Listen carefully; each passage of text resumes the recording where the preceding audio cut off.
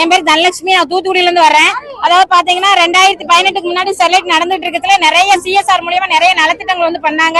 மகளிர் மேம்பாடு, கல்வி, மருத்துவம், ஊருக்கு பஸ் போய் மருத்துவம் எல்லாம் பண்ணாங்க.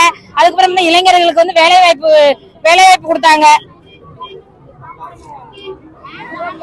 இளைஞர்களுக்கு வந்து வேலைவாய்ப்பு இருந்துச்சு. இப்ப பாத்தீங்கன்னா 2018க்கு அப்புறம் பல வதந்திகளும் ஸ்டெர்லைட்க்கு அப்புறம் வந்து மூடி இருக்கு. இதனால வந்து வேலைவாய்ப்பு இல்ல. படிச்ச பையங்களாம் வந்து பாத்தீங்கன்னா கூலி வேலைக்கு போறாங்க. கூலி வேலைக்கு போறனாடி அவங்களுடைய உடம்பு வலி போக்குறதுக்கு கஞ்சா அந்த மாதிரி போதைக்கு வந்து அடிமையாயிடுறாங்க. உப்பளத்துல வேலை பார்க்கற பிள்ளைங்க, அம்மா மாரெல்லாம் கஷ்டப்பட்டு பிள்ளைங்களை படிக்க வச்சு வேலை இல்லாம அவ்வளவு பேர் ரத்த கண்ணீர் வடிச்சுட்டு இருக்கோம். அதனாடி வந்து எங்களுக்கு வந்து வேலை வாய்ப்பு தரக்கூடிய ஒரே கம்பெனி பாத்தீங்கன்னா ஸ்டெர்லைட் காப்பர் தான். இப்ப வந்தீங்கன்னா கார் கம்பெனி வந்திருக்கு, நாங்க டைட்டில் பார்க் வந்திருக்கோம். யாருக்குமே வேலை கிடைக்கல. எங்க பகுதியில் உள்ளவங்க ஒருத்தர் கூட வேலை கிடைக்கல. ஆனா ஸ்டெர்லைட் காப்பர் வந்து எங்களுக்கு வேலை தருவேன்னு சொல்லியிருக்காங்க. அது போக பசுமையான முறையில வந்து தாமிரா வந்து உற்பத்தி பண்றதுக்கு ரெடியா இருக்காங்க.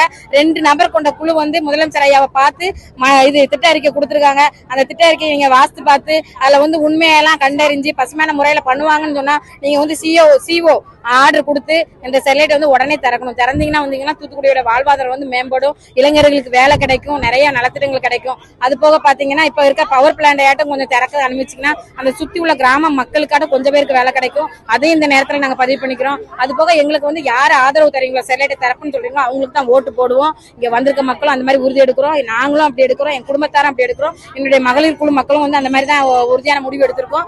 நீங்க வந்து இதை திறக்க அனுமதி தரணும். அப்படி திறக்க அனுமதி தரலன்னு சொன்னா நாங்க வந்து பல வகையான போராட்டங்கள்ல நடத்தி எங்களுடைய கோரிக்கையை வந்து உங்களுக்கு வைப்போம். நீங்க வந்து எங்களே மனசுங்களா மதிச்சு முதலமைச்சர் ஐயா வந்து எங்களை பார்த்து எங்கள்கிட்டையும் வந்து கேளுங்க. நீங்க 30ஆம் தேதி ஏதோ தூத்துக்குடி வர்ற மாதிரி இருக்குன்னு சொல்றாங்க. வந்தீங்கன்னா உங்க எங்களை பார்க்க அனுமதி தாங்க. இல்லைன்னா பொதுமக்களோட மக்களா நாங்களும் வந்து உங்களை பார்க்க ரெடியா இருக்கோம். எங்களுடைய கோரிக்கைகளும் கேட்டு நீங்க உடனே ஸ்டெர்லைட் ஆலையை திறக்கணும்னு வேண்டி கேட்டுக்கொள்கிறேன். என் பேர் தனலட்சுமி.